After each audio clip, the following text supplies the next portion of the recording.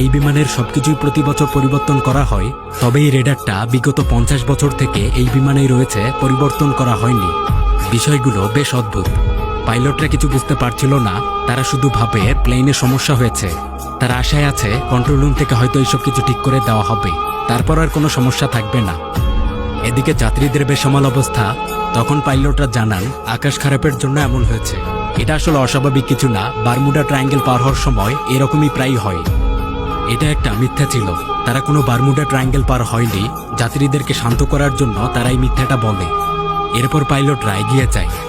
কিছুক্ষণ পর ক্যাপ্টেন লক্ষ্য করেন রেডারে তারা ব্যতীত অন্য কোনো বিমানের চিহ্নই নেই। মানে তাদের কাছাকাছি 50 মাইল পথ পর্যন্ত অন্য কোনো বিমান আর নেই। এরকম তো হওয়ার কথা না, আকাশের এত বড় পথ নিয়ে তারা শুধু একাই এখানে রয়েছে। রেডারের সিগন্যালগুলো অদ্ভুত, তেমন কিছুই বোঝা যায় না। আবার চারদিকের পরিবেশ দেখে মনে হয় এটা আমেরিকার কোনো পথই না। উইলিয়াম ভাবে তারা অজানা কোনো পথে এগিয়ে চলেছে। তখন তিনি সিদ্ধান্ত নেন প্লেনটা তিনি একটু নিচে নামিয়ে দেখবেন, তাহলে পরিবেশ দেখে হয়তো বোঝা যাবে তারা আসলে আছে কোথায়। কিন্তু এটা করার আগে তিনি একজন ক্রুকে কল দেন। তার নাম হচ্ছে ক্যামেরন। ক্যামেরনকে বলা হয় যাত্রীদেরকে শান্ত করে রাখতে। বিমান এখন একটু নিচে নেমে আবার উঠে যাবে, এতে একটু ঝাঁকির সৃষ্টি হতে পারে, এতে আবার তখন যাত্রীরা একটু ভয় পেতে পারে। ক্যাপ্টেন এরপর বিমানটাকে কিছুটা নিচে নিয়ে যান।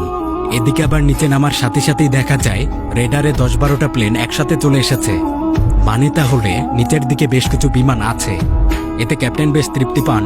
কিন্তু কো পাইলট ড্যানিয়েল জানায় অদ্ভুত বিষয়, রেডারে যে প্লেনগুলো মাত্রই ধরা পড়ল এগুলো সাধারণ কোনো যাত্রীবাহী বিমান নয়। এগুলো আকারে অনেক ছোট, সেগুলো আবার খুব দ্রুত উড়ে যাচ্ছে। এদিকে বিমান আরো কিছু নিচে নামার পর দেখা যায় এখানে এক অবাক কাণ্ড, নিচে খণ্ড খণ্ড ভাবে বোমাবাজি হচ্ছে। ছোট কিছু যুদ্ধ বিমান উড়ে যায়, মনে হয় এখানে কোনো একটা যুদ্ধ হচ্ছে।